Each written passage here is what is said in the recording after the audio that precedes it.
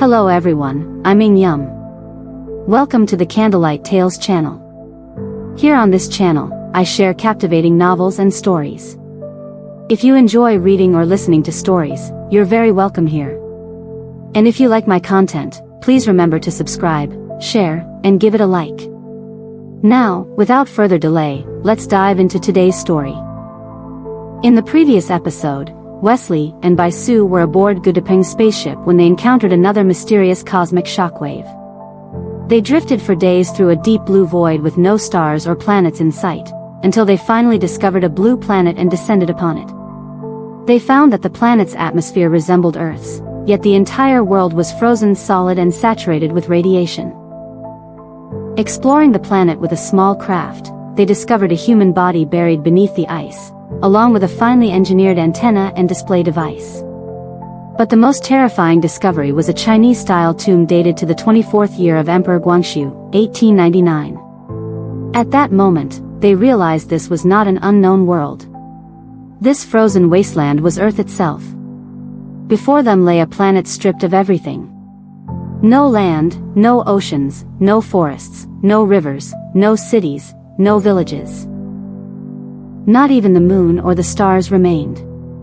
Gudaping said grimly. It may have been an unimaginably massive nuclear explosion. Mountains melted into lava, cities turned to ash.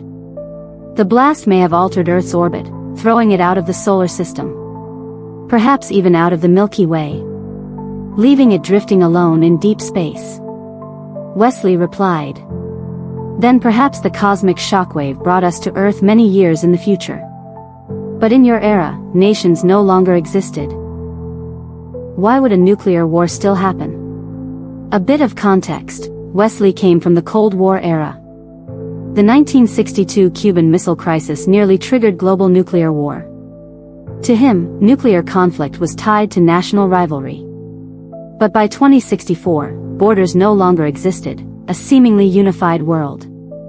So why would nuclear devastation still occur? Gudaping answered.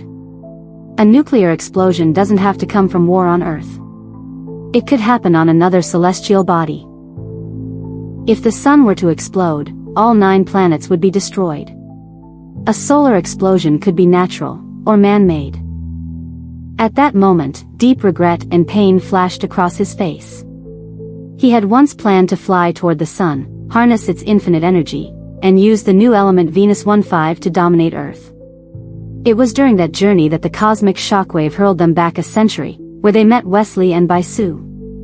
Now, realizing that a man-made solar catastrophe was possible, he felt remorse for his own past ambitions. No one knew the true cause of Earth's destruction. But seeing their once beautiful home reduced to a frozen graveyard filled them with sorrow. The 5 continued exploring.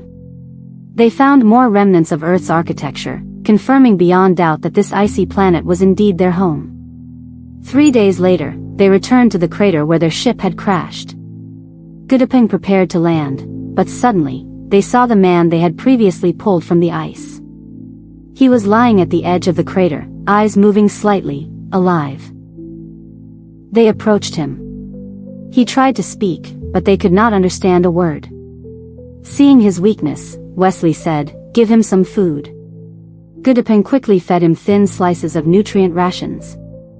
The man's eyes rolled, and after a moment, he staggered to his feet. Gudaping asked him several questions, but the man either couldn't hear or couldn't understand. They tried more than 10 languages, none worked. Yet they had to communicate with him to learn what had happened to Earth. Perhaps he came from a time far beyond theirs. His language, and the writing on the antenna, must belong to the era just before Earth's destruction. Suddenly, the man cried out, jumped up, and spoke rapidly in a language none of them recognized. His expression was filled with fear. He flipped his hand, revealing a round device the size of a watch, possibly a weapon. Falazzi raised his own weapon in response. Tension filled the air. Bai Su urged everyone to lower their weapons. If we frighten him, we'll never learn what happened to Earth. She approached him slowly, smiling gently to show she meant no harm. Wesley kept his hand on his flight belt, ready to leap forward if needed. The man calmed slightly at Bai Su's smile, though he remained wary. For half an hour, Bai Su tried every gesture she could think of, but they still couldn't exchange a single meaningful sentence. Gudapeng grew impatient. "Miss Bai," he shouted. The moment the man heard Gudapeng's voice, his expression changed. He suddenly lunged at Bai Su.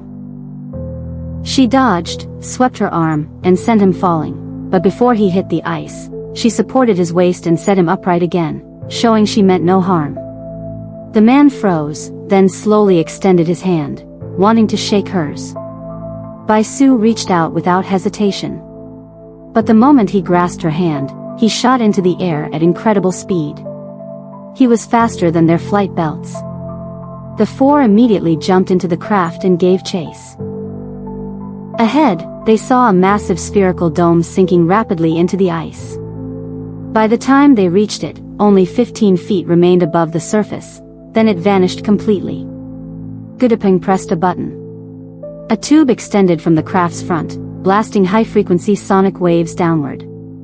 Within a minute, several feet of ice melted away, revealing the top of a metal dome.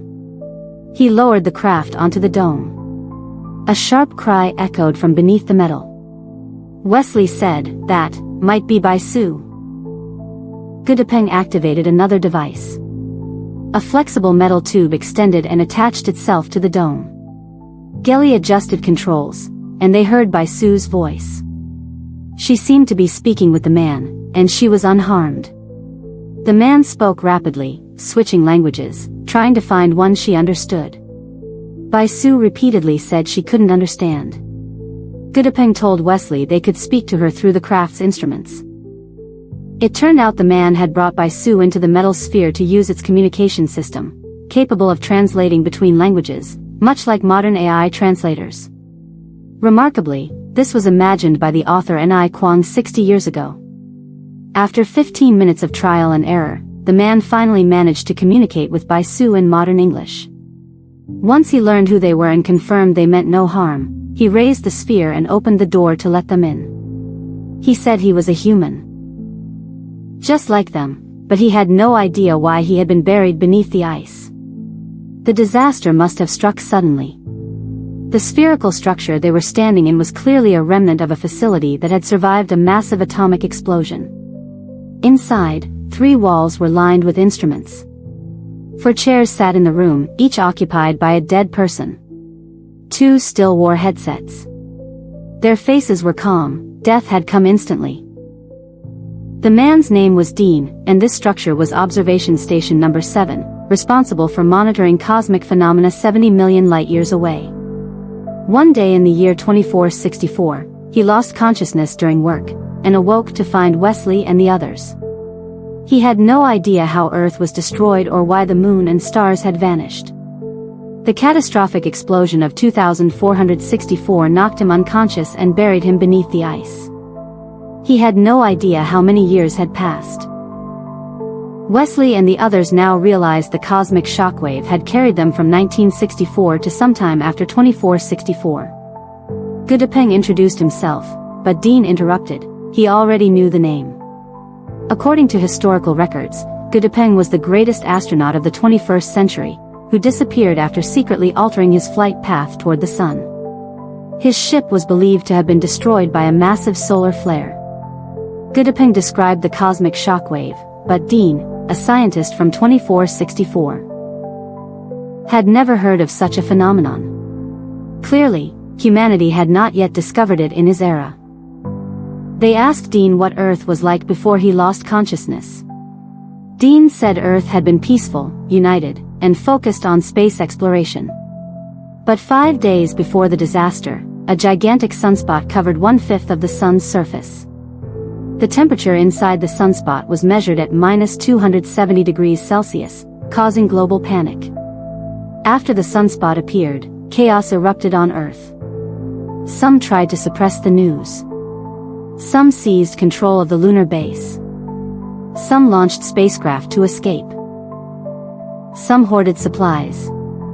Some invented new weapons. Some formed private armies to seize power. Human nature's darkest side surfaced instantly. Dean wept as he recalled it. The peaceful Earth had become hell overnight. His station detected that the sun was emitting a deadly radioactive substance that would reach Earth in 3 days. When he tried to broadcast a warning, he discovered all communication channels had been seized by power-hungry factions. His superiors were gone. He had to rely on himself. He created a device to resist the radiation, but his colleagues refused to use it, and died. Their bodies were preserved only because the station was deep underground. As for why Earth was frozen, and why the moon and stars were gone, Dean offered 2 possibilities. 1. A massive magnetic storm caused the sunspot to expand, leading to a solar explosion. The sun's mass changed, altering gravitational balance, and Earth drifted out of the solar system. 2. Rival factions on Earth used weapons too destructive to be used on the planet. And humanity destroyed itself.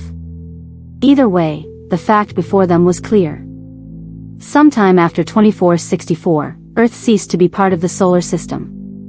Perhaps the sun itself no longer existed. Earth had become a frozen, lifeless world drifting alone in deep space. In the face of this apocalyptic catastrophe, the darkest sides of human nature are laid bare. The Earth that was once unimaginably prosperous has now fallen silent, drained of all signs of life. People from 3 different eras now stood together, determined to leave this desolate Earth and search for a future elsewhere. In the next episode, we follow Wesley as he leaves the frozen Earth behind and continues his journey through space in search of hope.